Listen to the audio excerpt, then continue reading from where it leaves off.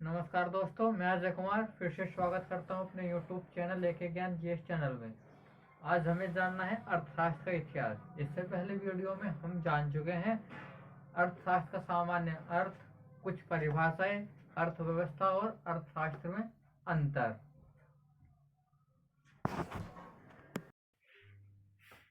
देखिए, कौटिल्य के ये अर्थशास्त्र के इतिहास के बारे में कुछ सामान्य जानकारी प्राप्त कर लेते हैं।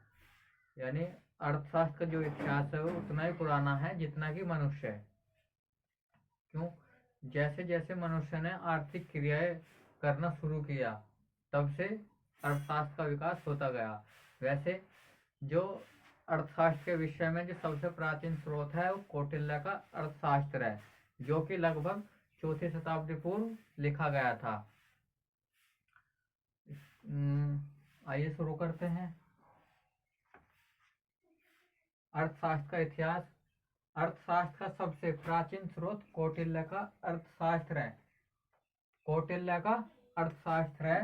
अर्थशास्त्र का सबसे प्राचीन स्रोत कौटिल्य का अर्थशास्त्र है, जो कि लगभग 4वीं शताब्दी ईसा पूर्व लिखा गया था। 4वीं शताब्दी पूर्व ईसा पूर्व लिखा गया था। किंतु जो कौटिल्य का अर्थशास्त्र है और जो आधुनिक अर्थशास्त्र है ये ऐसा नहीं था। किंतु कौटिल्य का अर्थशास्त्र आधुनिक अर्थशास्त्र जैसा नहीं है। क्यों नहीं है? क्योंकि जो आधुनिक अर्थशास्त्र केवल आर्थिक पक्षों पर बल देता है, और जो ये कौटिल्य का अर्थशास्त्र ये आर्थिक पक्ष के साथ साथ में सामाजिक और राजनीतिक पक्ष पर आधारित था।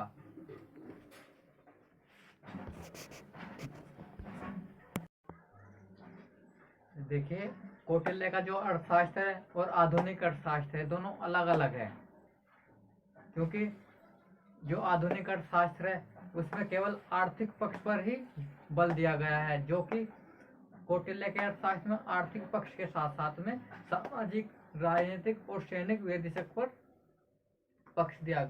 बल दिया गया है। आइए शुरू करते हैं। इसमें सामाजिक यानी कौटिल्य के अर्थशास्त्र में इसमें सामाजिक, राजनीतिक, आर्थिक संबंधों इत्यादि का समग्र उल्लेख है। यानी कौटिल्य के अर्थशास्त्र में राजनीतिक, आर्थिक और सामाजिक संबंधों को बल दिया गया है। यह इसलिए था क्योंकि उस समय अर्थशास्त्र एक अलग शाखा के रूप में विकसित नहीं हुआ था। जैसे वर्तमान समय में हम अर्थशास्त्र को अलग शाखा के रूप में पढ़ते हैं और राजनीति को अलग शाखा के रूप में पढ़ते हैं। उस समय ऐसा नहीं था। उस समय अर्थशास्त्र में राजनीति विज्ञान, राजनीति और सामाजिक संबंधों पर बल दिया गया था।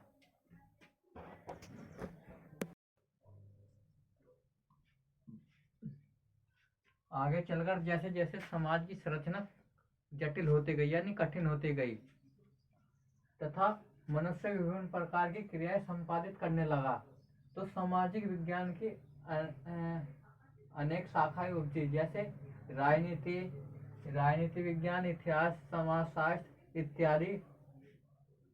इन्हीं शाखाओं में एक शाखा थी अर्थशास्त्र।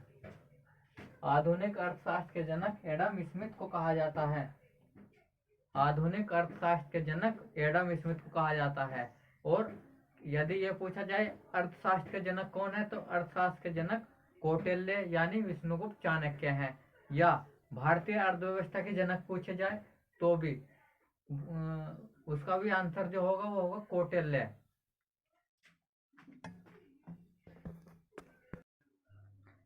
इन्होंने 1776 में, यानी कि एडम स्मिथ ने इन्होंने 1776 में अपनी पुस्तक द वेल्थ ऑफ नेशन में अर्थशास्त्र को धन के रूप में परिभाषित किया है। यानी एडम स्मिथ ने अपनी पुस्तक द वेल्थ ऑफ नेशन में जो 1776 में लिखी गई थी उसमें अर्थशास्त्र को धन के रूप में परिभाषित किया है।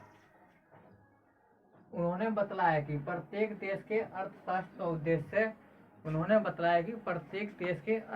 का उद्देश्य उस देश की संपत्ति और शक्ति को बढ़ाना है।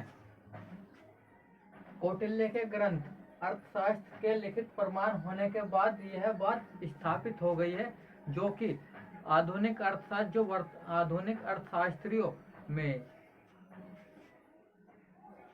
यानी कौटिल्य के ग्रंथ अर्थशास्त्र लिखित प्रमाण होने के बाद यह बात स्थापित हो गई है कि जिस बात को आधुनिक अर्थशास्त्री वर्तमान समय में बता रहे हैं, यह बात सदियों पहले कौटिल्य बता चुके हैं।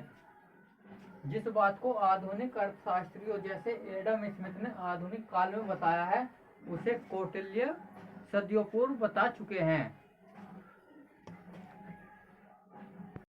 देखिए दोस्तों, जो आधुनिक अर्थशास्त्री यह बताने का प्रयास वर्तमान समय में कर रहे हैं, वह प्रयास सदियों पहले कौटिल्य कर चुके हैं या बता चुके हैं। किंतु विडंबना यह रही कि कौटिल्य के ग्रंथ के ऐतिहासिक स्रोत बहुत बाद में पता चले, यानी उसके कौटिल्य के अर्थशास्त्र के जो प्रमाणिक स्रोत हैं वे बहुत बाद में पता चले। इसलिए वैश्विक स्तर पर कौटिल्य को अर्थशास्त्र के जनक जैसी उपाधि नहीं मिल पाई। क्यों नहीं मिल पाई?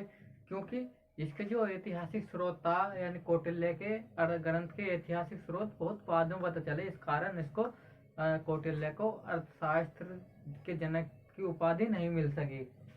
दूसरी बात यह थी कि कौटिल्य का अर्थशास्त्र केवल अर्थशास्त्र से संबंधित नहीं था। दूसरी बात यह है कि जो कौटिल्य का अर्थशास्त्र है वो केवल अर्थशास्त्र के संबंध में नहीं है, बल्कि यह ग्रंथ मूल रूप से राजनीति और शासन प्रबंधन से संबंधित था। कौटिल्य के ग्रंथ में अर्थव्यवस्था की गतिविधियों का संचालन उस तरीके से वर्णन नहीं किया गया जैसा कि आधुनिक काल के एडम स्मिथ या कीन्स जैसे अर्थशास्त्रियों ने किया। क्योंकि अर्थशास्त्र जो कौटिल्य का अर्थशास्त्र था वो आर्थिक पक्ष के साथ साथ में सामाजिक पक्ष और राजनीतिक पक्ष पर भी आधारित था। कौटिल्य ने संभवतः अपने ग्रंथ में आर्थिक पक्ष पर इसलिए अधिक ध्यान नहीं दिया क्योंकि उस काल में आधुनिक समाज के जैसे सामाजिक विज्ञान की अलग अलग शाखाएं नहीं थी। क्यों ध्यान नहीं दिया?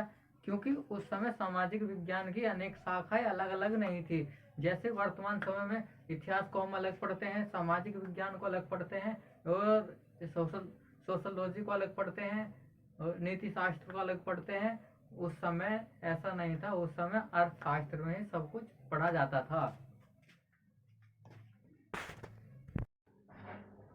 इसके अलावा कौटिल्य का मुख्य उद्देश्य अर्थव्यवस्था के बारे में विचार देना नहीं था, बल्कि उस समय की परिस्थितियों को देखते हुए राजनीतिक व्यवस्था के बारे में भी विचार देना था।